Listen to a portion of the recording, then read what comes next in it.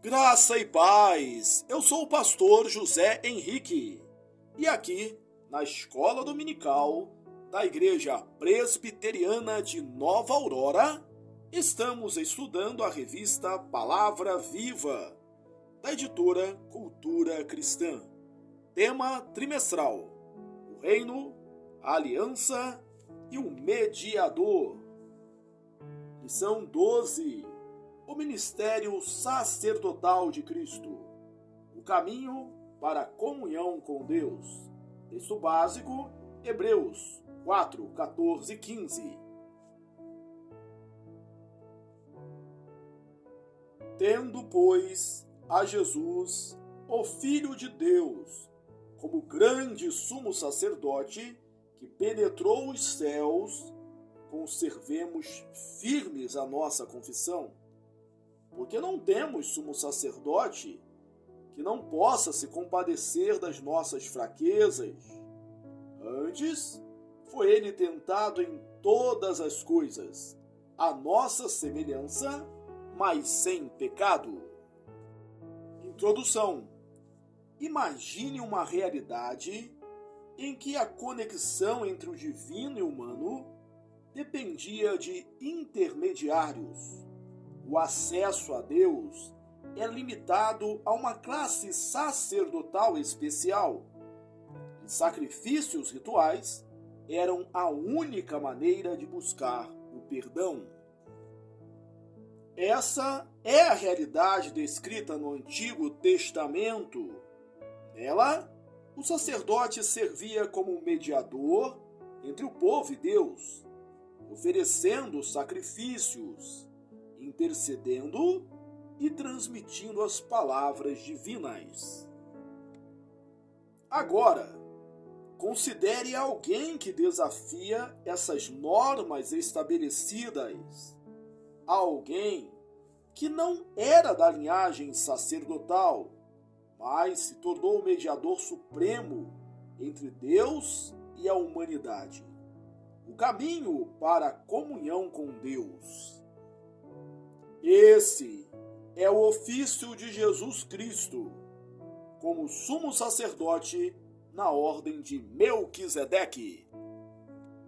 Nesse estudo, exploraremos como Cristo, apesar de sua origem e sua própria humanidade, se tornou o único mediador eficaz. E o que isso significa para o sacerdócio universal dos crentes e nosso relacionamento com Deus. Tópico 1. O enigma do rei sacerdote. De modo simples, podemos dizer que no Antigo Testamento, o sacerdote representava o povo diante de Deus. Sua função era oferecer ofertas e sacrifícios a Deus pelos seus próprios pecados e pelos pecados do povo. Interceder pelo povo junto a Deus. Ensinar ao povo o conteúdo da Escritura. Abençoá-lo em nome do Senhor. O sacerdote era parte do povo e experimentava os mesmos sofrimentos e tentações que o povo enfrentava. Ele desempenhava um papel crucial como intermediário entre Deus e o povo. Ele oferecia sacrifícios em nome do povo e intercedia por ele diante do Senhor. Além disso, o sacerdote ensinava as Escrituras e abençoava o povo em nome de Deus, representando assim o Senhor perante o povo. Nos rituais de sacrifício, era sua responsabilidade sacrificar um animal e executar todo o procedimento prescrito na lei. Em resposta, Deus demonstrava misericórdia e salvação, com base no sacrifício do Cordeiro, e o sacerdote concedia a bênção de perdão e salvação a Israel.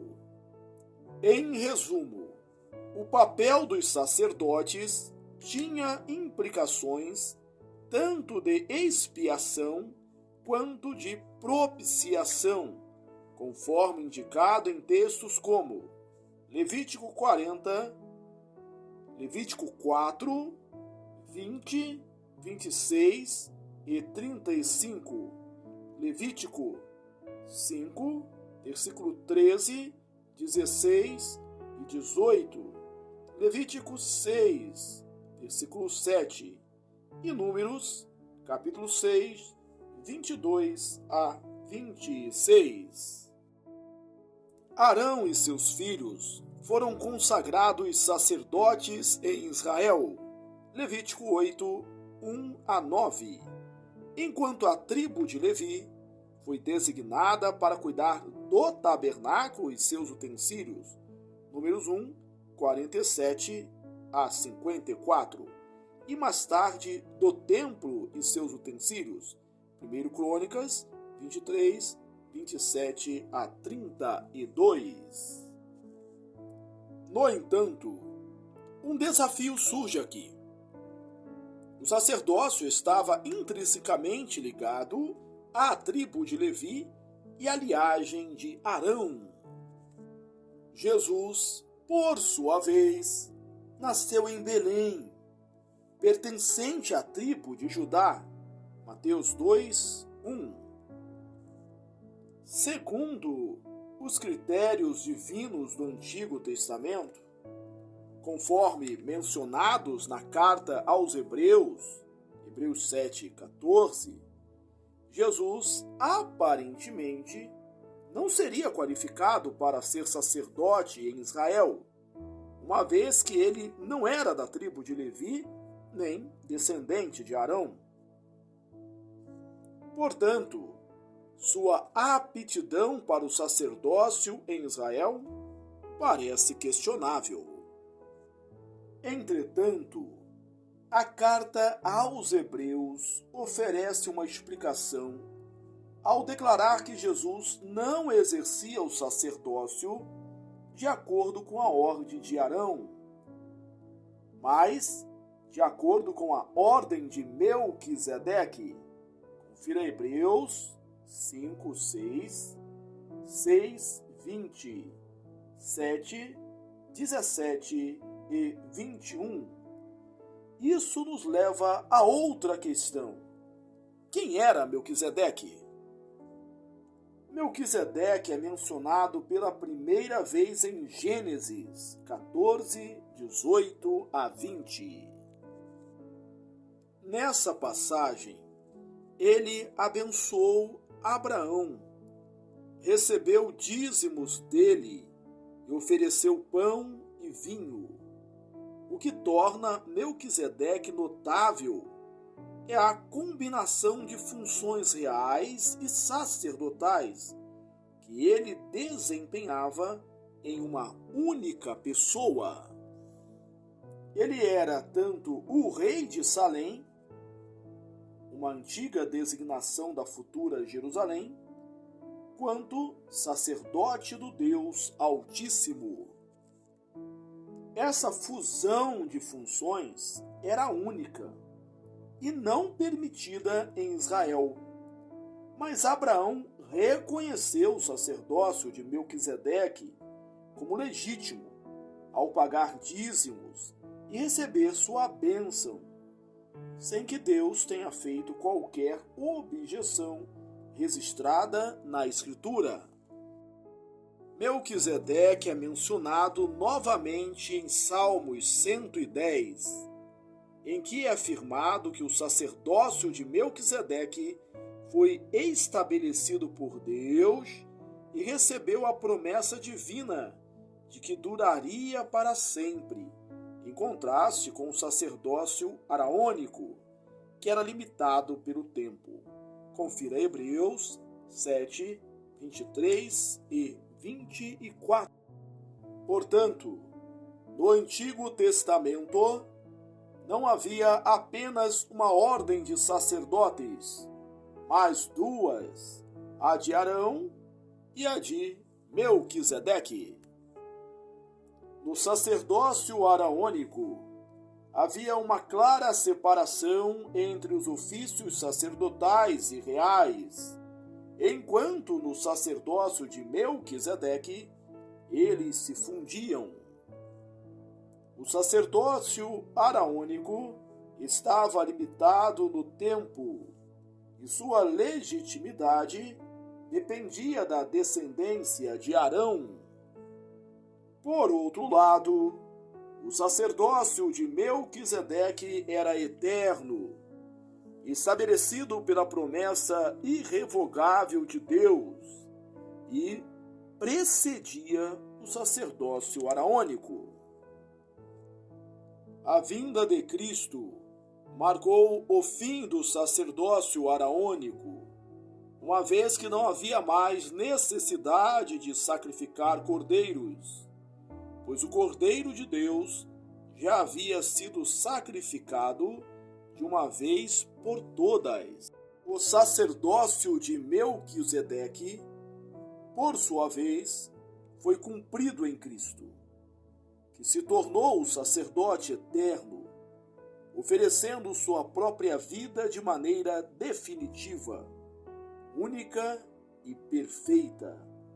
Portanto, o fato de Cristo pertencer à tribo de Judá, de onde tradicionalmente não surgiam sacerdotes em Israel, não era um obstáculo, já que ele não seguia a linhagem de Arão, mas a de Melquisedeque.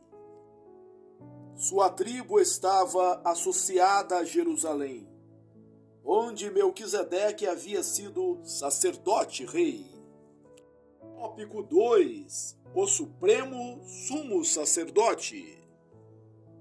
Embora não pertencesse à linhagem sacerdotal de Arão, as Escrituras evidenciam todas as qualificações de Cristo como sumo sacerdote. Primeiramente, ele mantinha uma conexão especial com o templo. Jesus transcendeu o próprio templo. Mateus 12:6, Marcos 14, 57 e 58, e declarou ser a realização do propósito do templo. João 2, 13 a 22, afirmando sua superioridade sobre ele. Mateus 12, 6. Em segundo lugar, a intercessão era uma característica marcante no ministério de Jesus. Ele intercedeu em favor de Pedro, Lucas 22, 31 a 32. Ofereceu uma extensa oração por seu povo, João 17, 1 a 26.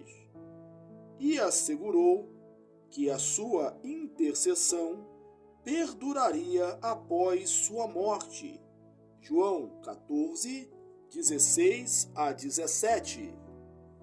Ao interceder pelos discípulos, Jesus se colocava como seu representante perante o Pai.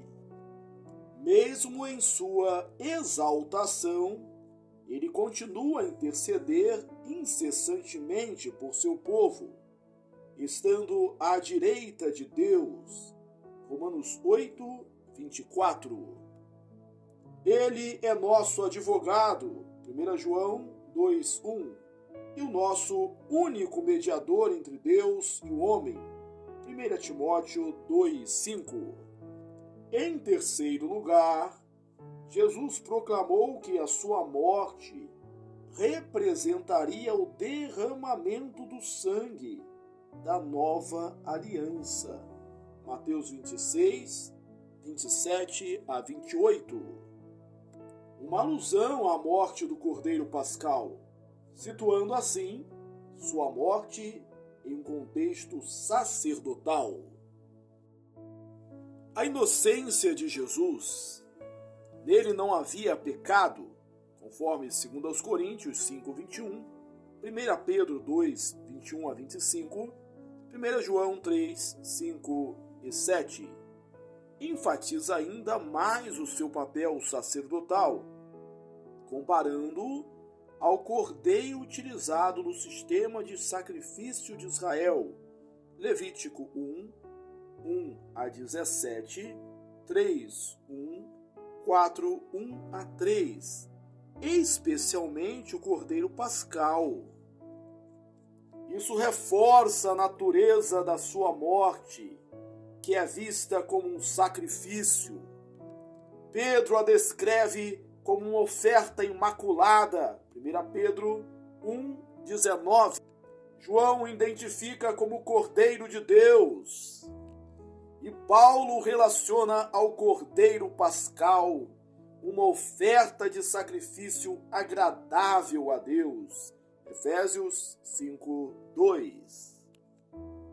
O autor de Hebreus ensina que Cristo é plenamente humano, compartilhando nossa natureza, Hebreus 2:1-18, o que o habilita a ser nosso representante, pois ele é um de nós.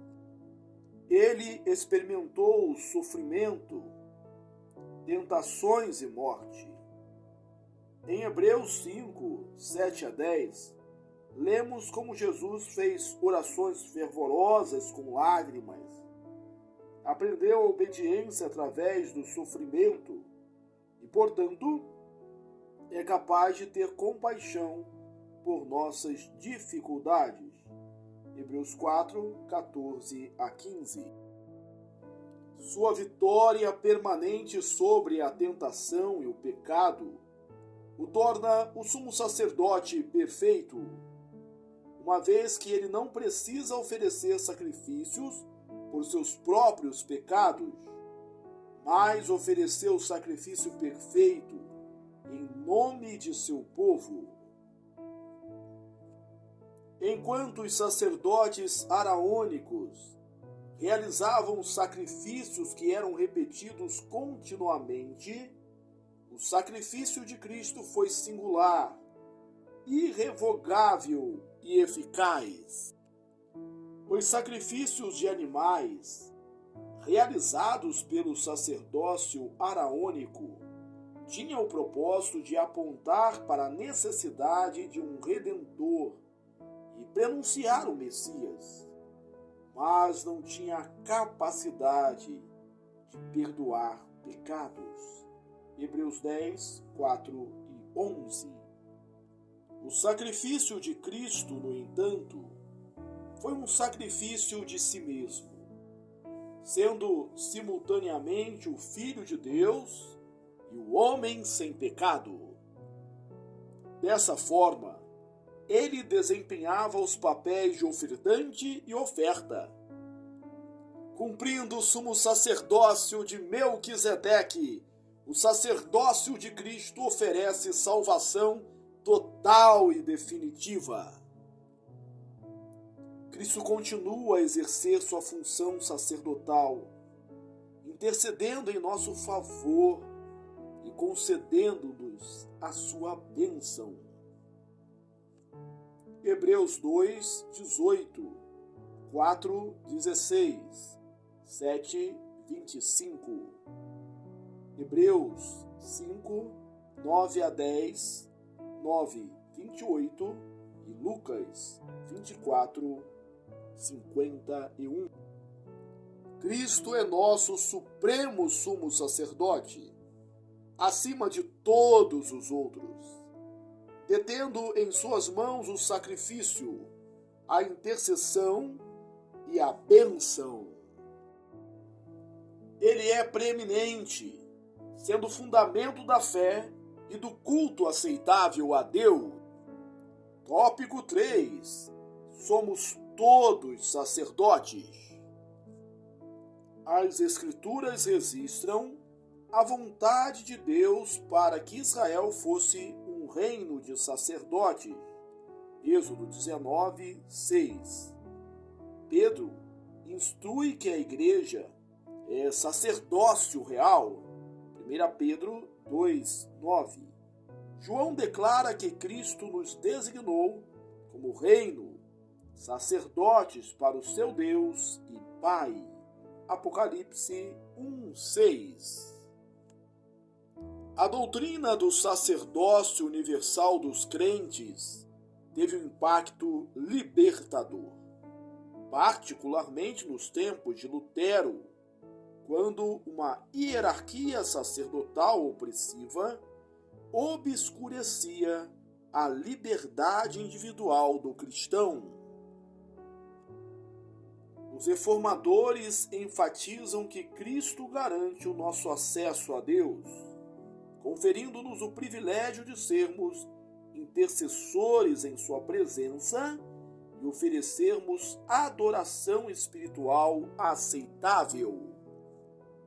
Esse ensinamento elimina a necessidade de mediadores humanos em nosso relacionamento com Deus, embora não exclua o ensino bíblico de que Deus chama e capacita pessoas para o ministério da palavra, que, embora não sejam sacerdotes no sentido do Antigo Testamento, têm a responsabilidade de nos ensinar, instruir e edificar. Nossa intercessão é aceita por Deus somente por meio da mediação de Cristo, pois Ele nos representa. Embora desfrutemos da bênção do sacerdócio universal dos crentes e devamos orar por nós mesmos e pelos outros, não agimos como representantes de ninguém. O único mediador entre Deus e a humanidade é Cristo. 1 Timóteo 2:5. Na época da Reforma, uma concepção hierárquica da Igreja contradizia o sacerdócio único de Cristo. Quando o ministério ordenado é definido em termos sacerdotais, criando uma classe ou clero, isso resulta na introdução de intermediários sacerdotais humanos entre Deus e seu povo. Esse fenômeno ocorreu nos séculos que antecederam a Reforma e continua ocorrendo atualmente, sempre que líderes eclesiásticos apresentam, consciente ou inconscientemente, a ideia de serem agentes de mediação entre Deus e os cristãos. Conclusão: Cristo desempenha o papel de mediador em seu ofício sacerdotal, oferecendo ao Pai um sacrifício perfeito a si mesmo. Tanto durante seu ministério na terra, quanto em sua exaltação, Jesus intercede em favor de seu povo, abençoando aqueles que se aproximam dele por meio da graça, por meio da fé. Aplicação: o sacrifício de Cristo é único e nunca precisa ser repetido. Mesmo em seus momentos mais difíceis, você não precisa de um novo Cristo ou da ajuda de líderes religiosos. Basta orar a Deus e Ele o receberá, pois o sacrifício de Cristo é eternamente eficaz. Concluímos a leitura da lição 12, o ministério sacerdotal de Cristo, o caminho para a comunhão com Deus. Texto básico: Hebreus 4, 14 e 15 e Hebreus 10. Que bom que você chegou até aqui. Deus te abençoe ricamente. Aproveito esta oportunidade para indicar os meus livros. Você é o que você fala e você é o que você planeja. Um forte abraço e até a próxima, se Deus quiser.